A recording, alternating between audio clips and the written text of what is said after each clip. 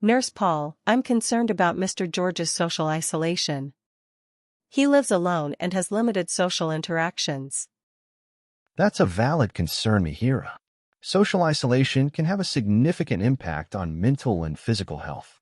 Mr. George has expressed feelings of loneliness and depression. He's also struggling with daily activities due to limited mobility. We should assess his functional status and identify any barriers to social participation. Perhaps a home health aide could provide assistance with daily tasks and help him connect with others. That's a good idea.